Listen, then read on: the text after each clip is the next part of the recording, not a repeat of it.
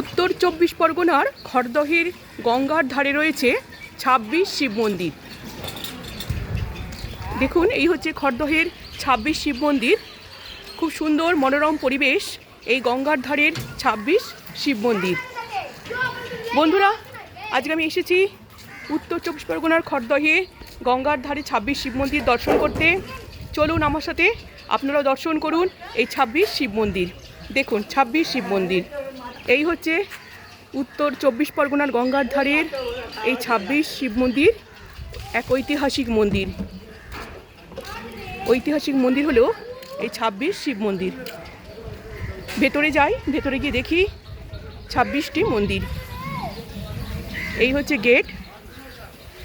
গেটের উপরের অংশটা চেন দিয়ে তালা দেওয়া আছে। এইখান দিয়ে আমাকে প্রবেশ করতে হবে। এইখান দিয়ে ঢুকে দেখুন, এই হচ্ছে দেখুন কি অপরূপ সুন্দর এই মন্দিরের পরিবেশ।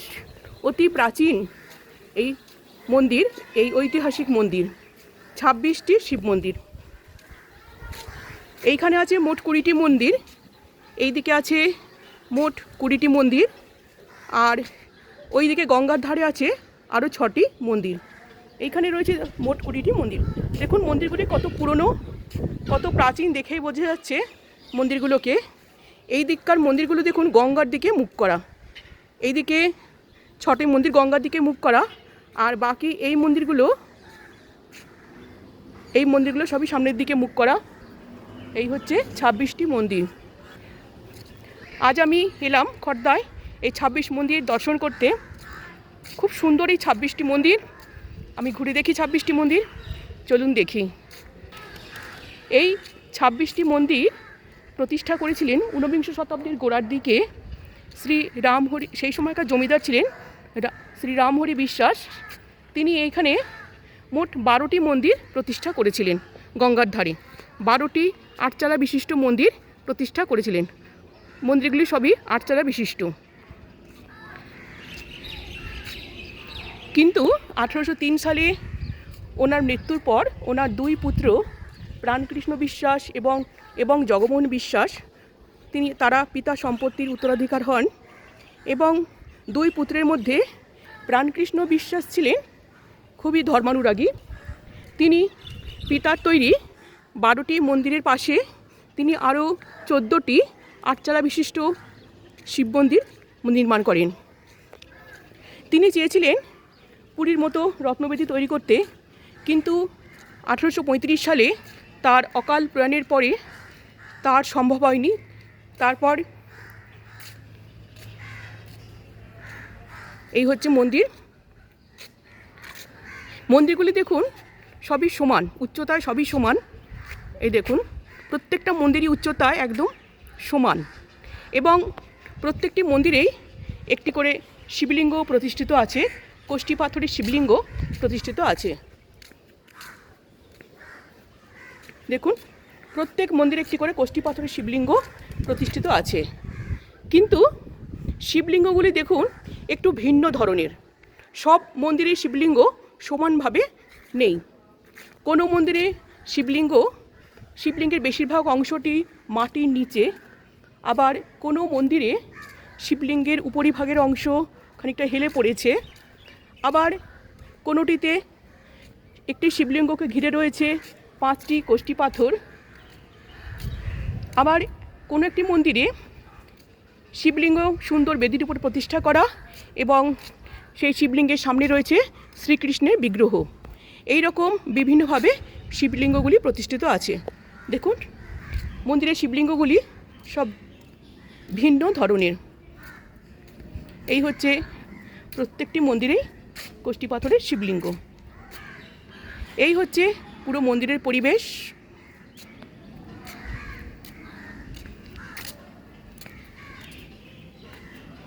এই হচ্ছে মন্দিরের পুরো পরিবেশ। কিন্তু এই ঐতিহ্যবাহী মন্দিরটি দেখুন প্রায় ভগ্নপ্রায়, অনেকটাই নষ্ট হয়ে গেছে রক্ষণাবেক্ষণের অভাবে।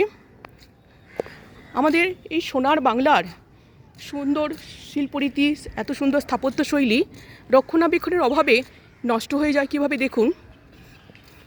এত সুন্দর পুরনো মন্দির,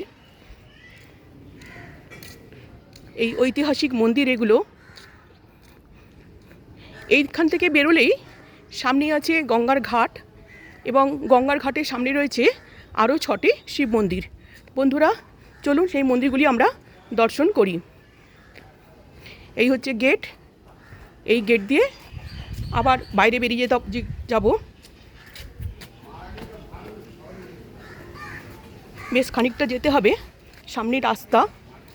ওইখানে দেখুন গঙ্গার দিকে রয়েছে আরও 6টি শিব মন্দির। বেশ খানিকটা হেঁটে গেলে রাস্তার উপর দিয়ে এই যে সামনে গঙ্গার ঘাট, এবং এই দিকে আছে আরও 6টি শিব মন্দির। এই অংশটা একটু ঘুরে দেখি। বন্ধুরা 20টি মন্দির দর্শন করলাম, শিব মন্দির দর্শন করলাম। এখন আমি আরও যে 6টি শিব মন্দির আছে সেই 6টি শিব মন্দির আমি দর্শন করব এবং আপনাদেরকেও দর্শন করাবো। চলুন দেখি সেই 6টি শিব মন্দির। দেখুন এই দিকে দেখুন রয়েছে 6টি শিব মন্দির। এই 6টি শিব মন্দিরে, এই মন্দিরগুলোতে দেখুন শিবলিঙ্গগুলি বেশ বড় বড় আছে। প্রত্যেকটি মন্দিরের শিবলিঙ্গ এখানে বেশ বড় করে তৈরি করা। এখানকার যে 6টি শিব মন্দির, 6টি শিব মন্দিরে শিবলিঙ্গগুলি বড়। 20টি মন্দিরের শিবলিঙ্গ যেমন ছোট শিবলিঙ্গ, এইখানে সবই এরকম বড় শিবলিঙ্গ। এইভাবে এরকম 6টি মন্দিরে 6টি শিবলিঙ্গ, এরকম বড় শিবলিঙ্গ রয়েছে। আর এই হচ্ছে এইখানকার মন্দিরে এই হচ্ছে পরিবেশ, গঙ্গার ধার, এই হচ্ছে সুন্দর পরিবেশ। 2004 সালে এই মন্দিরসমূহকে জাতীয় গুরুত্বপূর্ণ স্মৃতিসৌধ হিসেবে গণনা করা হয়, এবং এই মন্দিরগুলি বর্তমানে ASI এর তত্ত্বাবধানে সংরক্ষিত। এইখানে দেখুন রয়েছে গঙ্গার ঘাট সামনেই।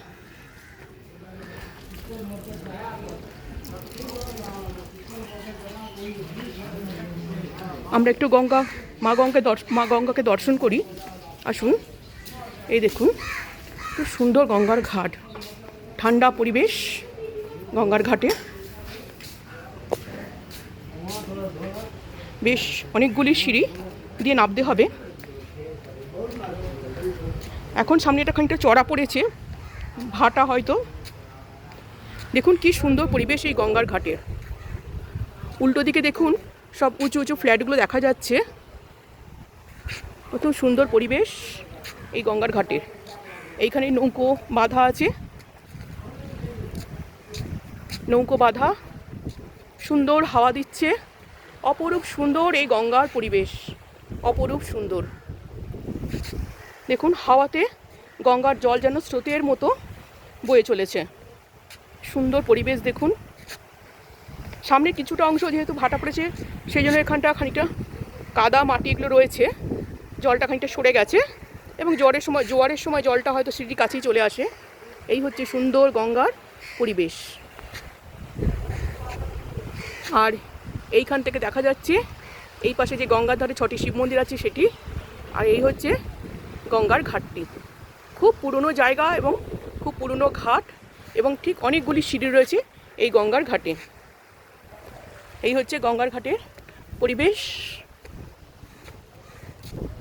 বন্ধুরা আজ আমি খড়দায় এসে আমি 26 শিব মন্দির দর্শন করলাম, আপনাদেরকেও দর্শন করালাম এই 26 শিব মন্দির এবং গঙ্গার ঘাটের পরিবেশ। এই দিকে দেখুন বসার জায়গা রয়েছে, দেখুন রয়েছে বেশ সুন্দর করে বসার জায়গা। এইখান থেকে দেখা যাচ্ছে সেই 26 শিব মন্দিরের কিছুটা অংশ। এই হচ্ছে পুরো ঘাটটি। বন্ধুরা আমি এইটুকু দেখিয়ে ভিডিওটা এখানে শেষ করছি। নমস্কার।